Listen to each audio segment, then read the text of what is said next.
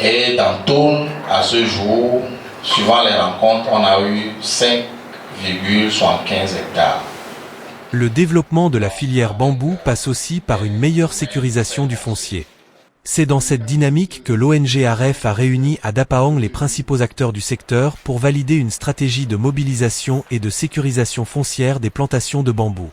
Cette initiative s'inscrit dans le cadre du projet « Culture durable du bambou au Togo dans la région des savanes » avec l'appui de The Global Brain Ltd, DBAE Climate Restoration Network et du ministère de l'Environnement et des Ressources forestières, de la protection côtière et du changement climatique. À l'ouverture des travaux, le secrétaire général représentant le gouverneur des savanes a salué les efforts et a réaffirmé l'engagement du gouvernement togolais à accompagner ce projet. La protection et la sauvegarde de notre environnement, à travers des projets en phase avec les engagements et orientations du gouvernement de notre pays, sont un impératif pour tous. Le gouvernement de notre pays, sous la dynamique impulsion de son Excellence, M. Ford Essos Nanyasingbe, président du Conseil, a fait de la restauration des paysages forestiers et de la lutte contre la pauvreté une priorité nationale. Le projet de culture durable du bambou dans la région de Savanes s'inscrit pleinement dans cette vision. Le ministère de l'Environnement et des Ressources forestières a publié en 2021 les résultats du deuxième inventaire forestier national. Il en ressort de par ces résultats qu'au niveau national, la région centrale est celle qui a le plus fort potentiel en volume moyen de bois, soit 90,93 mètres cubes par hectare, suivi de la région des plateaux, 76,12 mètres cubes par hectare. La dernière du classement est celle des savanes, avec seulement 8,85 mètres cubes par hectare. Ici encore, l'écart est très significatif. C'est pour répondre à ce défi que notre ONG, avec l'appui de nos partenaires techniques et financiers, notamment le ministère de l'Environnement et des Ressources forestières, de la protection côtière et du changement climatique, de Global Brand Climate Restoration Network d'Israël et l'Université de Lomé développe ce projet. Ce projet de reboisement de bambou, effectivement, s'inscrit dans la ligne de la feuille de route présidentielle, en lien avec notre double ambition de reboiser 1 milliard d'arbres à l'horizon 2030. Quand bien le bambou n'est pas un arbre en termes de physiologie, le bambou joue un rôle de séquestration du carbone, comme l'a dit le coordinateur. En plus de ce rôle, le bambou a un rôle socio-économique que les populations peuvent s'en servir. Sur le plan international, le bambou est reconnu comme étant un arbre qui apporte un plus. Si bien que le Togo a adhéré à une convention, actuellement la CDR Environnement est le point focal du bambou au Togo. We will then establish the Togo Bamboo Center in the Savannah region.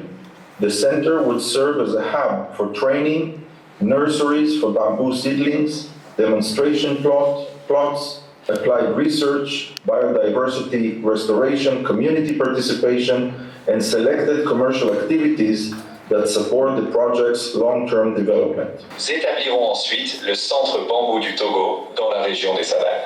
Ce centre servira de hub pour la formation, les pépinières de plants de bambou, des parcelles de démonstration, la recherche appliquée, la restauration de la biodiversité, la participation communautaire et des activités commerciales ciblées qui soutiendront le développement à long terme du projet. Après l'ouverture des travaux, les résultats de l'étude ont été présentés aux participants. Les échanges ont permis d'enrichir les recommandations avant les travaux en groupe.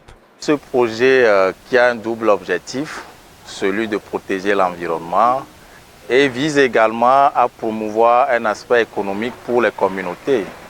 Et donc au regard des échanges que nous avons eus dans les différentes préfectures, il ressort des communautés un intérêt pertinent pour ce projet. L'étude est précédée par une campagne de sensibilisation par l'ONG depuis le lancement jusqu'à ce que nous puissions conduire l'étude. Donc les communautés sont suffisamment informées. Et ceux qui ont de la disponibilité foncière adhèrent facilement au projet et sont prêts à mettre leur domaine à valorisation. Nous avons eu un premier document primitif du rapport du consultant qui a fait le travail sur la sécurisation foncière. Et ce document nous fait ressortir un certain nombre de recommandations. Alors les acteurs que nous avons réunis aujourd'hui, qui sont les acteurs de l'État, de la société civile, du secteur privé, je crois que c'est des gens qui ont déjà l'expérience sur un certain nombre de difficultés par rapport à la mise en œuvre des projets et je crois qu'ils pourront contribuer aisément pour la réussite ou pour amender le document et l'enrichir. Les propositions issues des groupes ont ensuite été examinées et validées en séance plénière. Les participants ont également adopté une feuille de route pour orienter les prochaines actions en faveur du développement de la filière. Pour l'ONG-AREF, cette étape marque une avancée importante vers une gestion foncière plus sécurisée, indispensable au développement durable des plantations de bambou. En termes de reboisement, le problème de sécurité de la terre pose problème. Il faudrait que la population puisse donner les terres. Et quand on donne les terres, on donne ça une fois de bon. Et qu'on puisse au moins les sécuriser. Puisque c'est le facteur le plus crucial. Dans ce projet, je crois qu'avec ce lancement, les uns et les autres vont comprendre le bien fondé du projet et donner les terres pour qu'on puisse reboiser le bambou en bonne forme. Il y aura présentation et adoption du plan d'action. À travers cet atelier, les différents acteurs réaffirment leur engagement à accompagner la mise en œuvre des recommandations afin de faire de la filière bambou un véritable levier de développement durable dans la région des Savanes.